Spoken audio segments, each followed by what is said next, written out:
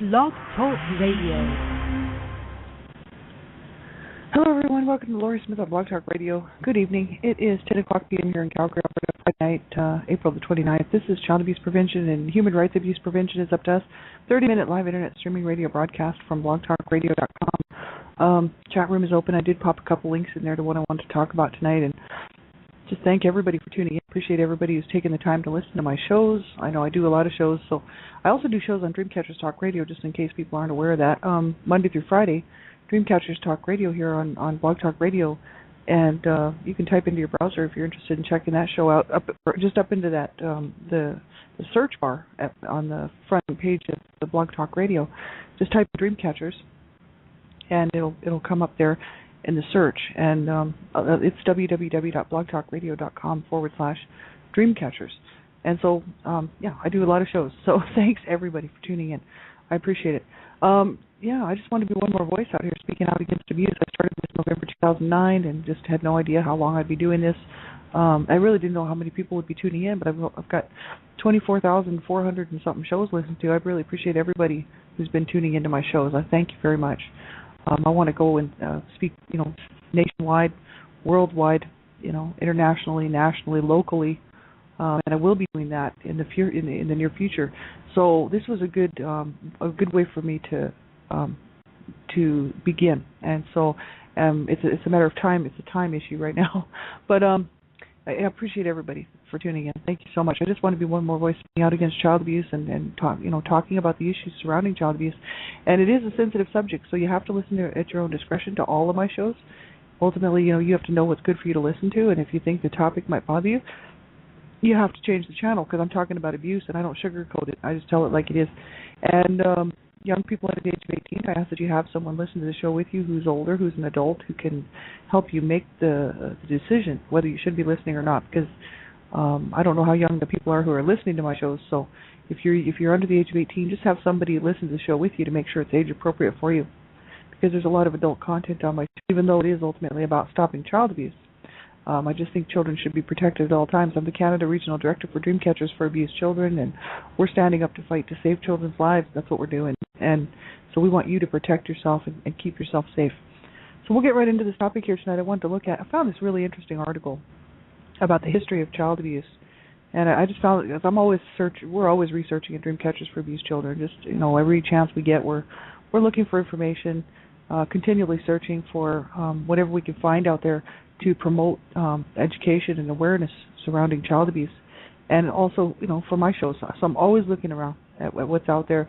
And I saw this article. I had seen this before, but it wasn't really, for whatever reason, I just didn't want to, wasn't what I was talking about at the time or something, so I just sort of let it go. But I've had this for a while, and I wanted to sort of just talk about it tonight. It's the history of child abuse. It's just a short article, so obviously it can't encompass the whole thing. I mean, it would be volumes and volumes of material written about the history of child abuse. This is just a little overview. And it's from Library Index, so www.libraryindex.com. And it's called Child Abuse, A History Overview. It's under the social issues and debate topics, Child Abuse, A History Overview, and all. So this is a great article, and this is a really interesting website, libraryindex.com, www.libraryindex.com. There's all kinds of good information on here for survivors, talking about abuse, talking about domestic violence, talking about all kinds of stuff related to child abuse. So I recommend people to take a look there and see what you can find. There is some good information there. And I'm just going to read right from the page here. There's a history, it's their overview of child abuse. They said the recognition of child abuse in its multiple forms, physical abuse, sexual abuse, emotional abuse, and neglect, came to the forefront in the 20th century. Child abuse continues to be more likely recognized in economically developed countries than in developing countries. Children, however, have been beaten and abandoned for many thousands of years, based primarily on the belief that children are the property of their parents. They said early civilizations regularly abandoned, deformed, or unwanted children, and the ritual sacrifice of children to appease the gods took place in the Egyptian, Carthaginian, Roman, Greek, and Aztec societies. In Roman society, the father had complete control over the family, even to the extent that he could kill his children for disobedience. Sexual abuse of children was common in both Greek and Roman societies, and children were also sold as prostitutes. Women often participated in abuse. Petronius 27 to 66, a Roman writer recorded the rape of a 7-year-old girl witnessed by a line of clapping women. During the Middle Ages, in Europe, healthy but unwanted children were apprenticed to work or offered to convents and monasteries. Infanticide, or the murder of babies, was also common, and the Roman Catholic Church contributed to infanticide when it declared that deformed infants were omens of evil and the product of relations between women and demons or animals. In another example of religious support for what would now be considered child abuse, the Archbishop of Canterbury in the 7th century ruled that a man could sell his son into slavery until the child reached the age of 7. And there was actually I forget who it was. Somebody really famous actually was sold into slavery. I can't remember who it was, but it's this book and a story that's quite famous. In 13th century England, the law read, "If one beats a child until it bleeds, it will remember, but if one beats it to death, the law applies," quote unquote. That's from Albrecht Piper, Chronik der Kinderheilkunde, Leipzig, Germany, George Thieme in 1966. By the child's 4th year, harsh discipline played a major role in his or her socialization, and children and parents were taught that beatings were in the child's best interest.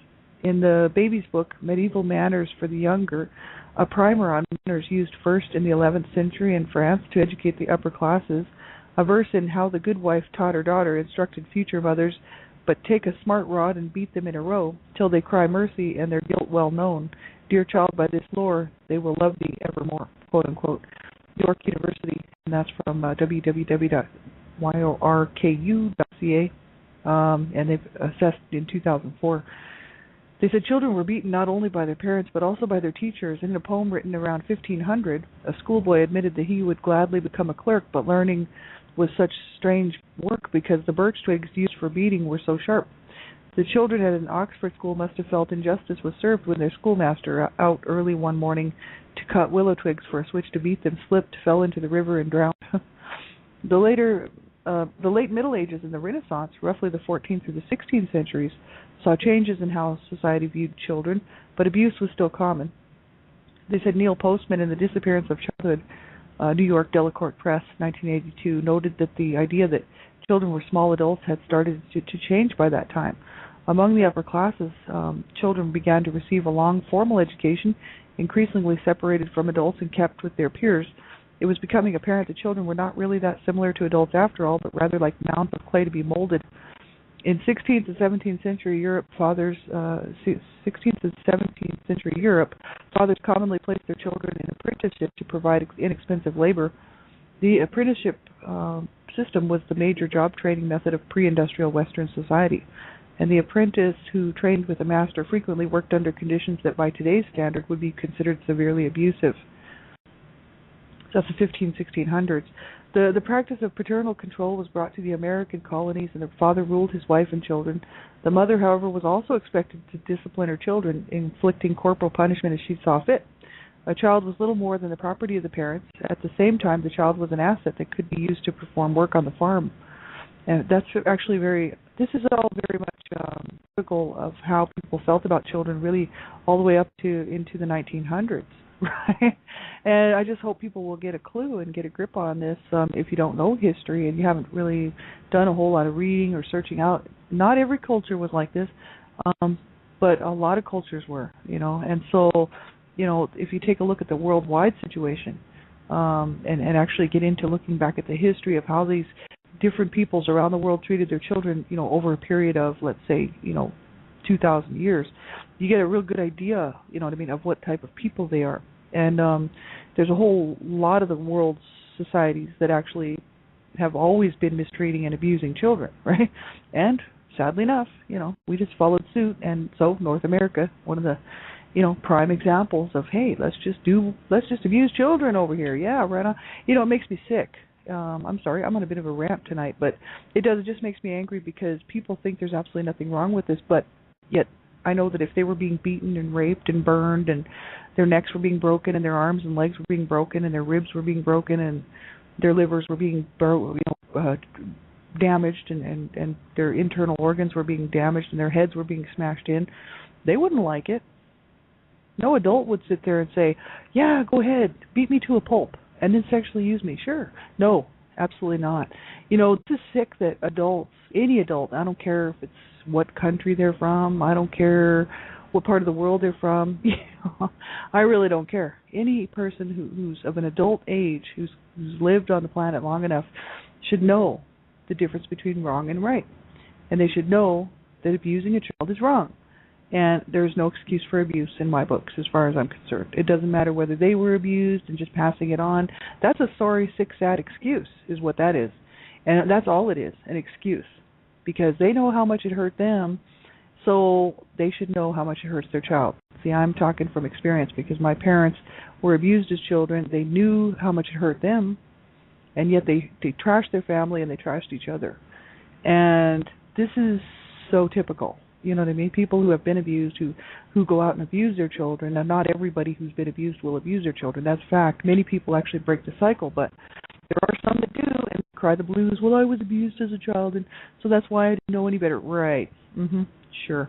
So, this is absolutely ridiculous. They said that parental discipline was typically severe, and parents, teachers, and ministers found support for stern discipline in the Bible. And several verses in Proverbs, listing Proverbs 22:15, Proverbs 23:13 through 14, and Proverbs 29:15, summed up in the phrase, "Spare the rod, spoil the child," were cited as justification for beating children. But they said, and this is very true, it should be noted that the biblical rod referred to was a shepherd's rod used to guide the sheep in the right direction, not to beat the sheep. As a matter of fact, you would never catch the Hebrew people beating on their sheep, and that is, sheep were their livelihood, and they used they used those rods to guide their sheep. And so church elders taught that children were born corrupted by original sin. The only path to salvation was to beat the devil out of the child. That's my parents, my dad's view anyway. In Christian theology, original sin is humankind's inherent tendency to sin as a result of Adam's rebellion against God. And some colonial legislatures even passed stubborn children laws, giving parents the legal right to kill unruly children. According to journalist Roger Rosenblatt, Massachusetts enacted a law in 1646 that allowed the death penalty for a rebellious child. Though the law was never enforced, the Society That Pretends to Love Children, New York Times Magazine, October 8, 1995. By their teens, that's who actually posted that. By their teens, many children were living with other families, bound out as indentured servants or apprentices. It was common for heads of households and masters to brutalize these children without fear of reprisal, except in cases involving excessive beatings, massive injury, or death. And I mean, this is so typical. My parents came from people like this. My grandparents were born in the 1800s. My parents were born in the early 1900s. My great-grandparents were born in 1850, and they were born in. They came from a pretty backward area in England, and they moved to a backward area in Nova Scotia. They never got any education. They believed that children were there to use farmhands, to mistreat, right, to abuse, and just horrific. It's absolutely horrific, and this is the idea of treating children well is really relatively new. And that's sad. That's pathetic, but that's the truth. May as well be honest, right? I mean, that's what it is. It's getting down to the truth of this whole thing. Holding a child abuser accountable. It says the earliest recorded trial for child abuse involved a master and his apprentice. In 1639 in Salem, Massachusetts, Marmaduke Perry was charged in the death of his apprentice. The evidence showed the boy had been ill-treated and subjected to unreasonable correction. Nevertheless, the boy's allegation that the master had been responsible for his fractured skull, which ultimately killed him, was called into question by testimony that claimed that the boy had told someone else that the injury was a result of falling from a tree. So Perry was acquitted. In 1643, a master was executed for killing his servant, and in 1655, in Plymouth, Massachusetts, a master found guilty of slaying a servant was punished by having his hand burned and all his property taken away. Other early records show brutal masters being warned for abusing young servants. In some cases, the children were freed because of the harsh treatment, and Virginia passed laws protecting servants against mistreatment in 1700. But see, people still do. Today, there's laws that say that child abuse is against the law, and child abuse, according to the national, sort of the nationally and international,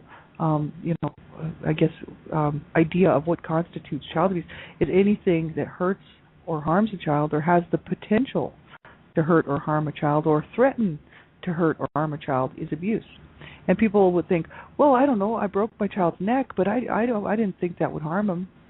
See, people are just really sick and twisted. They say, sexually use their children and say, well, that didn't harm my child.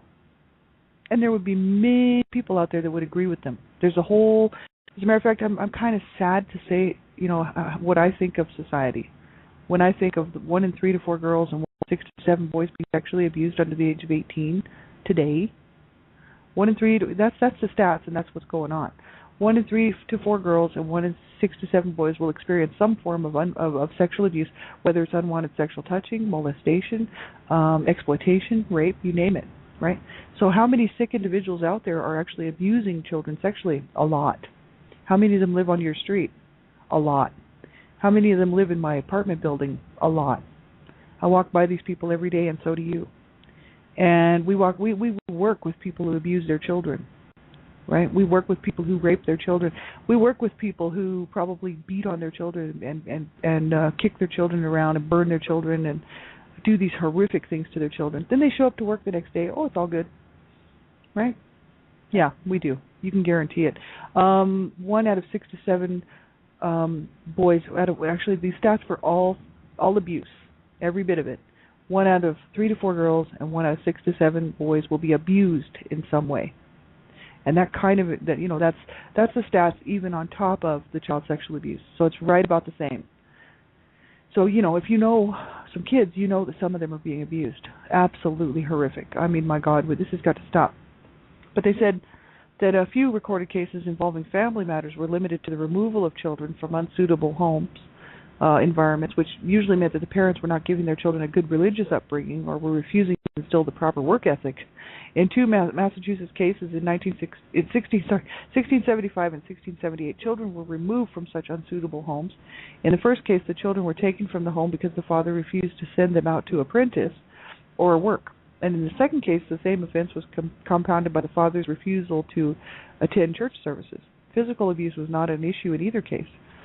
And it says it was during the 19th century that the American legal system began to change in favor of protecting children, even against their own parents.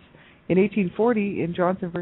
State, 21 Tennessee, a Tennessee parent was prosecuted for excessive punishment of a child. According to a testimony, the mother had hit her daughter with her fists, pushing her head against the wall, whipped her, and tied her to a bedpost. That sounds familiar to me. That's how I was treated. A lower court convicted the abusive parent, but a higher court reversed the conviction, claiming that the jury was improperly instructed, but concluding, quote-unquote, in chastising a child, the parent must be careful that he does not exceed the bounds of moderation and inflict cruel and merciless punishment. If he does, he is a trespasser and liable to be punished by indictment. It is not, then, the affliction of punishment, but the excess which constitutes the offense, and what this excess shall be is not a conclusion of law, but a question of fact that for the determination of the jury, quote unquote. That's what they came up with. I mean, that's just absolutely horrific. And this is just a short little overview. But I mean, there's tons and tons of material out there historically about children being abused, and it's an issue. It's been a problem forever, and people think, oh, well, this must be something kind of new. It's been going on since time began. And that's why I say it's just about time that we stop it. You know what I mean? We have the technology, we have the ability to stop it. And how? By reaching the younger generations. We've got to change the young people's minds because they're the future parents. Because I think about how many children are going to graduate. In this next little while, this summer, they're going to graduate. How many youngsters? Coming out of the 12th grade, how many of them are going to go on in the next couple of years to have children, and how many of those people will actually go to prison for abusing their children, and how many of them will abuse their children and actually walk free. It'll never be known that they abused their children or somebody else's child. It just breaks my heart to think that these people are going to pass on the cycle of abuse.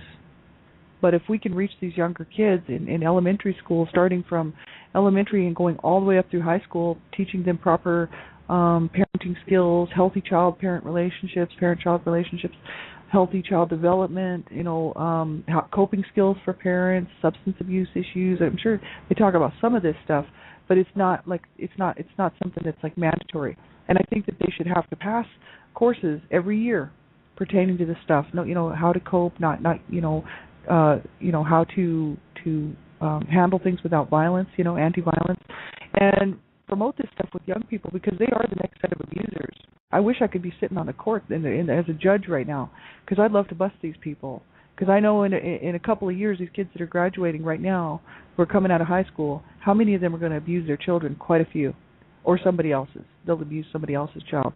We'll see that in about 2 years, because usually it's right around the age of 20 to 22 when the majority of them get busted for it. How many kids have to die? You know, this is my question. You can tell I'm on a bit of a rant here tonight, but I'm very frustrated because this is an issue that, you know, this is why I want to go speaking worldwide. So don't take this personally. I'm actually getting geared up to go and speak, you know, nationwide and eventually worldwide. And you know, this is a serious issue. This is not fun for me. I don't do these shows for fun. I'm not sitting here doing this for fun, or you know what I mean? Like, this is absolutely sad and pathetic. But I'm so thankful that there's people out here who do care enough to even tune into my show. You know what I mean? So I appreciate you, and I appreciate what you're doing. I know that a lot of people who care about children listen to my show, and I know that a lot of advocates listen to my show as well, and also, you know, therapists and counselors and survivors and whatnot. So I thank you from the bottom of my heart for bothering to stick around with me for over a year, almost a year and a half now, because I'm telling you, this is not an easy job. We have a job cut out for us if we're going to try to save children's lives, and we're going to try to save children from a lifetime of horror, from suffering abuse. And people don't think it's that serious, but that's why I do my One Child Abuse Survivor in the morning. That show is very important to me because I want people to know what abuse does to children. I want them to see what it does to children. You know, all we see is these little headlines out here, and then they never, ever talk about it again. You never hear anything about that child or the troubles that child's going to go through their whole entire life trying to get over this stuff. And then, 20 years, 30 years down the road, you're going to see them popping up eventually in the psych wards, in the hospitals, committing suicide, just, substance abuse, drinking their life away in the bar, not able to have any healthy relationships. This is how, I've seen so much of this because of many people that I grew up with were abused. Not only my family members, my siblings, but my friends. A lot of my friends were abused, and many of them are dead. And I think about how their parents were. I think about what they suffered, and I think about these little kids out here right now who will not get any help. It's absolutely pathetic. It's horrific. And so that's why I'm doing this. This is not fun. It's not fun at all. But somebody's got to do it. And so, I'm just one more voice. That's why I said I just want to be one more voice, because there are a lot of people out here talking about this stuff. And there's a lot of people doing some great work, and I just want to be one more, to add to it. So I want to also call attention to the UN Convention on the Rights of the Child, and this is from www.canadiancrc.com. And you can see this particular information on all kinds of websites, the UNCRC, the UN Convention on the Rights of the Child, and you can go to the UN's website to get this information too. I just happen to pull it up here because they're talking about it. There's an article on it. The UN Convention on the Rights of the Child overview. They said it's the most ratified of all the United Nations human rights treaties. The treaty affirms and describes the fundamental human rights of all children, all human beings below the age of 18. And the governments that have ratified it have legally agreed to fulfill its provisions. The CRC forms the most comprehensive and well-established international standard for children's rights and provides the framework for the actions of UNICEF and the UN Children's Agency. And they said children's rights are also protected under the other UN human rights instruments, which include the Universal Declaration of Human Rights, the International Covenant on Civil and Political Rights, the International Covenant of Economic, Social, and Cultural Rights, and the International Labor Organization Conventions, and numerous other documents. They said the United Nations Committee on the Rights of the Child is the body that monitors how well states are meeting their obligations under the Convention on the Rights of the Child. And when a country ratifies the Convention, it assumes a legal obligation to implement the rights recognized in the treaty. But signing up is only the first step, because recognition of rights on paper is not sufficient to guarantee that they will be enjoyed in practice. So this is why I do my show on the weekend, on Saturdays, Worldwide Epidemic of Child Abuse and Human Rights Abuses, because human rights and child rights on paper, sure, it's great, it looks wonderful. Oh yes, children have the right to life. Sure they do. They have the right to life in the United States too, and the parents are killing them left and right. And, and other people, not just parents, but a lot of parents, right? And a lot of parents' boyfriends and girlfriends and people in their lives, But sadly enough. And then sometimes it's a stranger, but it's rarely a stranger. It's usually somebody the child knows. And it's almost always a parent or boyfriend or girlfriend of the parent. Very, very sad, but very true. And so, hey, children have rights to life, right? But we're not seeing it over here in North America. We're not seeing it. We're not seeing it in Canada. We're not seeing it in the United States, and we're certainly not seeing it worldwide. And yet, I mean, many of the countries have signed this thing. And does it mean anything on paper? Not at all. Not unless people are willing to stand up and back it up. And that's why I say use your voice. It is so important. We have freedoms. We have freedom of speech. We have freedoms. As long as we're not hurting people and running people down, we can say what needs to be said, and that is that children have the right to life, and we have all got to stand up and protect that right. All of us. They also have a right to an abuse-free life. That's in there too. And it's so important for people to realize that. Every time a parent batters their child, whether it's physically, verbally, emotionally, psychologically, sexually, batters their child and abuses their child in any way, neglect or any way, it's abuse. And it's against the law. And I'm so thankful there's laws. I'm so thankful that they're busting people. It's wonderful. Back in the old days, that's why I wanted to read that history. So people would get a clue that, this is very relative. This is very recent. As a matter of fact, the link there's another link that I did put there, and that's actually the United Nations Convention on the Rights of the Child. That's also from the CanadianCRC.com. And it was adopted and open for signature, ratification, and accession by General Assembly Resolution 44/25 of 20 November 1989. So see, this is all still so very new, right? And that's why it's important for people to get in on this and get in on the bandwagon and start talking about this, and let's get this done, because children have been dying and dying and dying and being killed and murdered. And if they're not killed and murdered, they're just being tortured and abused and being sex toys. Well, isn't that something? For thousands of years, since time began, right? And so now there's a group of people saying, no, this is not right. It's not even so much that it's written down on paper. You know what I mean? There's people willing to stand up and say, no, this is not right. This is not right at all. Children should not be treated this way. No one should be treated this way, but especially children, because they can't protect themselves. They are completely vulnerable. They're stuck in whatever they're stuck in. And unless we get them some help, unless we speak out against this, it's not going to change. So, ultimately, I would say, for everybody, get involved locally. Get involved with your own community, whoever's doing some great work in your own area to help protect children's rights and to help protect children, period. And protect your own family, protect your own children, right? That's always the biggest job, isn't it? Because that's where the abuse is happening. That's why children are being abused, because nobody wants to step in on behalf of the child. And sometimes they don't know about it, especially if it's child sexual abuse. But most of the time they do know about it, and they stand by and they do nothing. And it's very, very sad. And so, children do not deserve this, right? They deserve to have a good life and every opportunity at a good, to obtain a good life. Even, it doesn't matter what about the monetary issues, how poor a family is, how rich a family is. Children should have the right to the best life that they can possibly have. And so parents owe their children that. And so, there's this whole issue of abuse has just got to stop. Do whatever you can, in your own local areas, your own communities, neighborhoods, right? Look out for the kids, right? Look out for all the kids that you can see. If you think of a child's being abused, do the right thing, make the phone call. Because people always say, well, I didn't want to break up a happy home, that's why I didn't phone. And it's like, well, so you think that child's happy being abused, right? That's always, I've always laughed at that, because it's just kind of funny, because I know what it's like to be abused, see, and I wasn't happy, so I know that it's just kind of silly when you hear people say stuff like that, you know what I mean? But it's just a lack of education, right? So get the education, get the information, and learn and get involved to help save children's lives.